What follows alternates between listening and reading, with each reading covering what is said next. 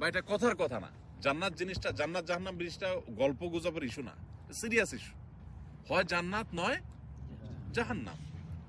আমার সারা জীবন ব্যবসা বাণিজ্য হলো না, ক্যারিয়ার হলো না, চাকরি হলো না।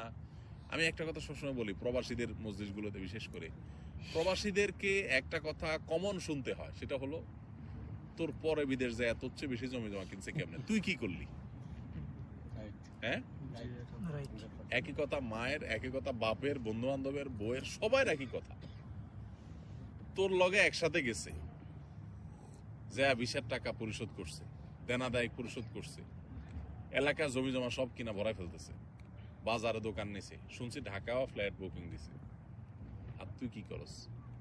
তোর সাথে একসাথে গেছে, প্রতি বছর একবার করে আসে, তুই 3 বছর আসতে পারস না, তোর টাকা হয় না, কি করলি তুই? এই কথাগুলো খুব বেশি শোনা লাগে না আপনাদের? এটা কেন হয়? ওই যে বললাম, পুরা ফ্যামিলিকে টাকা দিবেন, এটা তার মাথা ঢুকেছেন, আপনার মাথাও পোক ঢুকছে, তার মাথাও পোক ঢুকাইছেন। সেও মনে করে টাকা দিতে পারলেই ছেলে আমার সাকসেস, ছেলে আমার সততার পথে থাকতে পারলেই সাকসেস, এটা তার মাথায় ঢুকে নাই, আপনার মাথায়ও সেটা নাই। এই জন্য সেও সুখে নাই, আপনিও সুখে নেই, না সে সুখে আছে না আপনি সুখে আছে। তো এই জন্য ভাই, দৃষ্টিভঙ্গিটাকে বদলানোর চেষ্টা করি। আল্লাহ তাআলা আমাদেরকে সে তৌফিক দান করুন। আমরা এই প্রবাস জীবনে যতদিন থাকবো, আল্লাহর আদেশ নিষেধ মেনে পরিপূর্ণ এবং খাঁটি মুসলমান হওয়ার চেষ্টা করব। আমার জীবন চলে যাবে, ফজর নামাজ মিস হবে না জামাতের সাথে, রাতে আমি ওইভাবে শোবো, ওইভাবে ঘুমাবো, আমার ফেসবুক টিপাটিপি বা ইউটিউব টিপাটিপি করে গিয়ে আমার ফজর নষ্ট হতে দেবো না। যে চাকরি করতে গেলে আমার নামাজই হয় না, ইবাদতই হয় না, চাকরি আমি করবো না। এখানে আপনাদের জন্য কত সহজ ভাই, যারা ইউরোপ, আমেরিকা, পশ্চিমা দেশগুলোতে চাকরি করে, শতকরা কত % মানুষ হালাল চাকরি করতে পারে সেটা একমাত্র আল্লাহ ভালো জানেন। অফিসে ছেলে মেয়ে যে মিক্সিং যে পরিমাণ হয়, চাইলেও নিজেকে বাঁচাতে পারে না। মিউজিক ছাড়া মাথা ঘোরানোর কোনো জায়গা নাই, সব জায়গায় টয়লেটের ভিতরে মিউজিক, কেমন অবস্থা? জিন্দিগিটা মিউজিকের ভিতরে গড়ে ওঠে। এমনি নামাজি মানুষ ভালো চলতে চায়, কিন্তু আপনারা এখানে সৌদি আরবে মাশাআল্লাহ আল্লাহ কত ভালো রাখছে বলে, কোনো তুলনা হয়? হাজারটা দুঃখ হয়তো আপনার থাকতে পারে, কিন্তু আপনি এখানে উপার্জন করতে গিয়ে ভেজাল পৃথিবীর যে কোনো দেশের তুলনায় সবচেয়ে কম ভেজাল।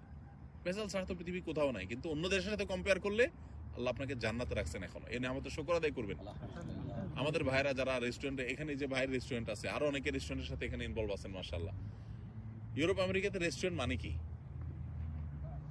বার, মদের বোতল থাকতেই হবে, হ্যাঁ, হারাম থাকতেই হবে। তো আল্লাহ তাআলা তো আমাদেরকে সেফ রাখছেন, তাই না? এখন বাকিটুকু নামাজের ব্যাপারে গুরুত্ব আরোপ করা, হালাল হারাম মেনটেন করা, পরিবারের হক আদায় করা, কারোর হক নষ্ট না করা, আল্লাহকে ভয় করে চলা, বাস। পরিবারের সদস্য সবাইকে এভাবে যদি গড়ে তুলতে পারি, দুনিয়াটা জান্নাত হয়ে যাবে ইনশাআল্লাহ। চেষ্টা করা যাবে না ইনশাআল্লাহ?